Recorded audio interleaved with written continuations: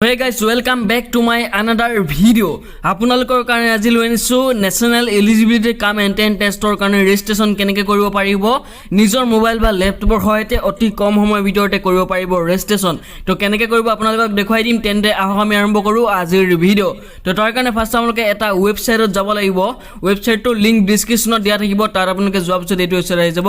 য'ত লিখা থাকিব আপোনালোকৰ নেশনাল এলিজিবিলিটি কাম এন্ট্ৰেন্স টেষ্ট 2023 আৰু ইয়াত আপোনালোকে এতিয়ালৈকে যদি ৰেজিষ্ট্ৰেচন কৰা নাই তেতিয়াহলে কৰিব লাগিব ৰেজিষ্ট্ৰেচন আৰু যদি ৰেজিষ্ট্ৰেচন কৰিলে তেতিয়াহলে আপোনালোকে application number passport the log in কৰি ডকুমেন্ট আপলোড কৰিব লাগিব ঠিক আছে এটা বৰ্তমান আপোনালোকক দেখাই দিম কেনেকৈ ৰেজিষ্ট্ৰেচন কৰিব লাগে তো সিম্পল যোনটো ফাৰ্স্ট অপচন আছে স্টেপ টু এপ্লাই অনলাইন তাত ক্লিক কৰিব আৰু নিউ ৰেজিষ্ট্ৰেচন বুলি এটা অপচন আছে ইয়াত ক্লিক কৰিব লাগিব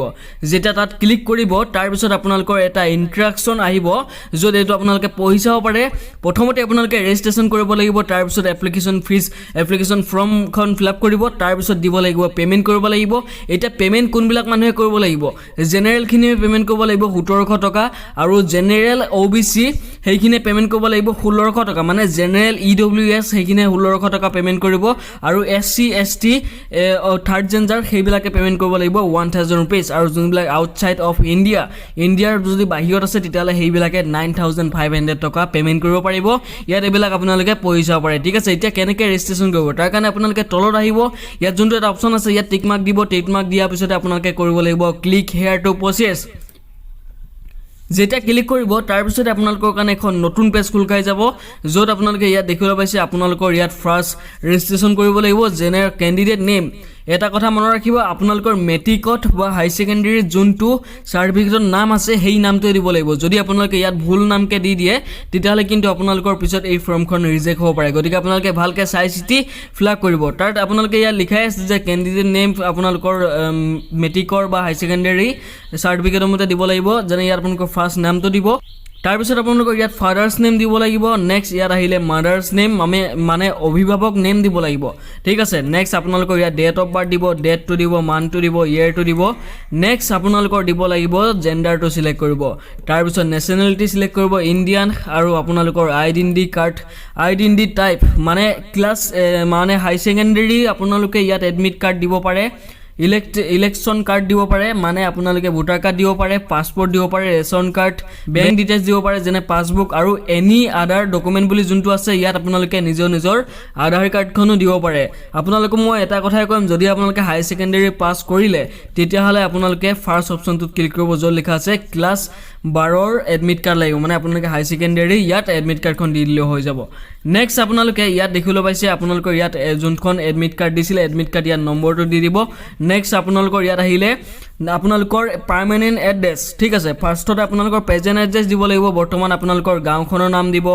আপোনালোকৰ লোকেলিটি দিব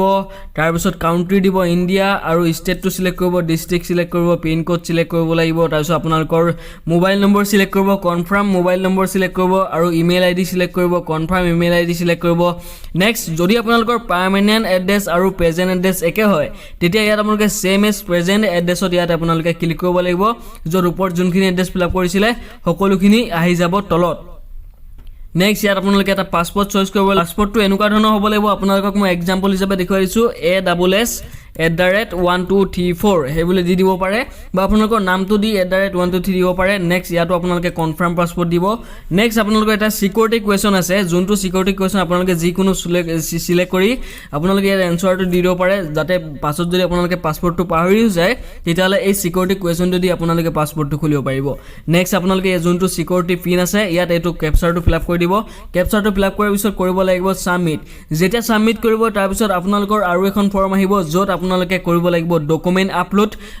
আপলোড এইকিটাই লাগিব যোনকিটা ডকুমেন্ট ইয়াত আপোনালোকে ফিল আপ কৰিছিলে যেনে আপোনালোকৰ হাই সেকেন্ডাৰী এডমিটখন লাগিব আৰু মানে যোনবিলাক ডকুমেন্ট দৰকাৰী হেই আধাৰ কাৰ্ড সকলোখিনি ডকুমেন্ট আপোনালোকে দিব লাগিব ইয়াত আপলোড কৰি দিয়াৰ লগে লগে আপোনালোকে ওবিসি এমওবিসি হলে দিব লাগিব 1600 টকা পেমেন্ট আৰু যদি আপোনালোকে এসসি এসটি হয় তেতিয়াহলে 1000 रुपीस পেমেন্ট কৰিব লাগিব পেমেন্ট কৰি দিয়াৰ পিছত আপোনালোকৰ এখন এপ্লিকেশন ফৰ্ম আহি যাব সেই ফৰ্মখনৰ পৰা আপোনালোকে